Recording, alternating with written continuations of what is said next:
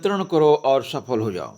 दोस्तों, आज हम बात करेंगे सबसे छोटा ग्रह बुध के बारे में।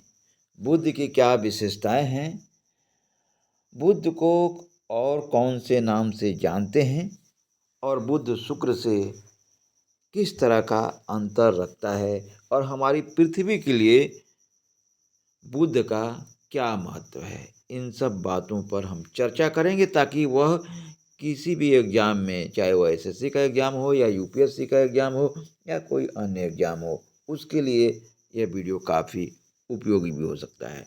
इस पर भी हम लोग बीच बीच में डिस्कशन करते रहेंगे। तो आइए हम शुरू करते हैं। तो जैसा कि आप जानते हैं, बुध ग्रह जो है पृथ्वी का सबसे छोटा ग्रह है। पृथ्वी का सबसे छोटा ग्रह कहने का मतलब सौरमंडल का सबसे छोटा ग्रह है, और इसका अपना कोई उपग्रह नहीं है।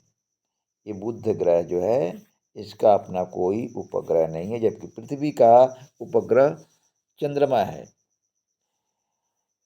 सबसे पहले, यानी कुछ समय पहले, जब कुबेर को एक ग्रह के रूप में मान्यता थी, अब नहीं है, तो उसके हटने के बाद बुध ही सौरमंडल का सबसे छोटा ग्रह माना जाता है।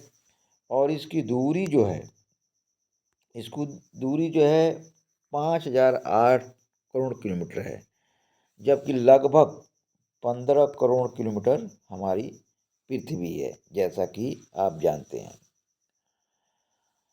एक बात और ध्यान देने की है कि जब हमारा सूर्योदय होता है, चाहे वो समय 6 बजे का हो या 5, साढ़े 5 बजे का हो, इससे 2 घंटा पहले, 2 घंटा पहले यह जो है भोर में, कह सकते हैं 4 बजे, साढ़े 4 बजे, सवा 4 बजे के लगभग यह आकाश में चमकता हुआ दिखाई देता है। तो हम उसे जो है अपोलो के नाम से जानते हैं, है ना।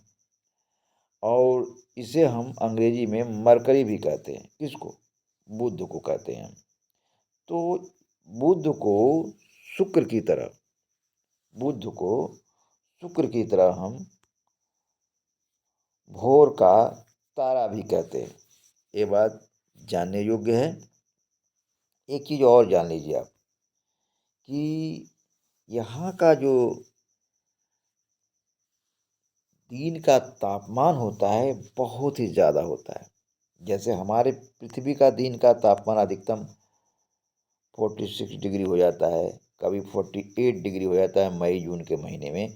तो वहाँ पर क्या होता है कि 390 डिग्री, आप समझिए 390 डिग्री यानी 390 डिग्री तक पहुँच जाता है। लेकिन एक बात और है, रात में हमारे यहाँ का तापमान गिर करके अगर बहुत होगा तो सामान्यतः जो है -5, -4, या इस तरह से देखा जाए तो 10, 12 या 15 होता है।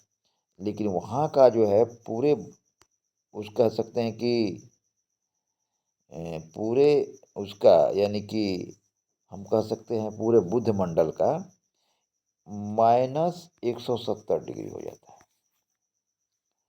और ये जो है बात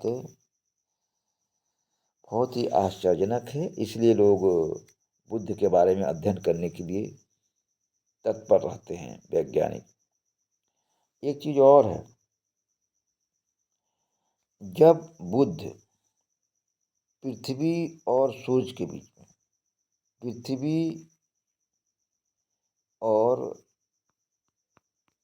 सूरज के बीच में जब बुध बुध जो है गुजरता है, तो उसको हम जानते हैं, किस नाम से जानते हैं? पारगमन, पारगमन के नाम से जानते हैं। यह पारगमन की जो घटना होती है, कम से कम 100 साल में एक बार होती है, ये समझ लीजिए। इस तरह की जो घटना होगी आगे, वह 2032 में होगी। हाँ, तो 232 में ये घटना होगी। तो ये माना जाता है कि ये घटना कम से कम 100 साल में 13 बार हो जाती है। ये घटना इस तरह की, यानी कि पृथ्वी और सूरज के बीच में एक साल यानी 100 साल में 13 बार आ जाता है, जो 2032 में अगली बार आएगा, यानी पारगमन की घटना होगी। इससे पहले जो घटना हुई थी वह जो है 2003 में हुई थी। तो इस तरह से जो है हम एक और बिंदु पर अध्ययन करेंगे। एक है संक्रांति बिंदु। संक्रांति बिंदु क्या है? संक्रांति बिंदु वह है जब पृथ्वी और बुध की पृथ्वी और बुध की काल्पनिक रेखा है, और वह बिंदु जो है एक दूसरे से गुजरते हुए नजर आते हैं, तब उसको हम संक्रांति बिंदु के नाम से जानते हैं।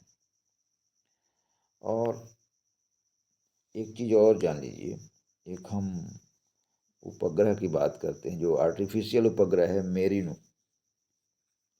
Merino merino 10। मेरिनो जो 10 है,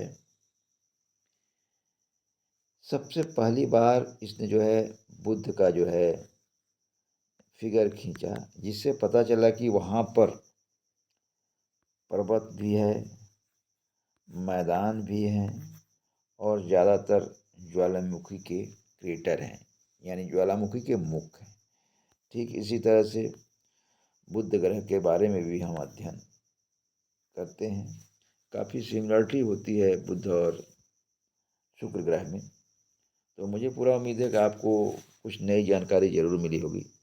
अगर फिर भी कोई अगर बात इस संबंध में जानना चाहते हैं तो कमेंट करके मुझे ज़रूर बताएं, और आप नए हैं तो मेरे चैनल को सब्सक्राइब कर लें, ताकि मैं हमेशा आपको कॉम्पिटिटिव बातों की जानकारी देता रहूं। Thank for watching.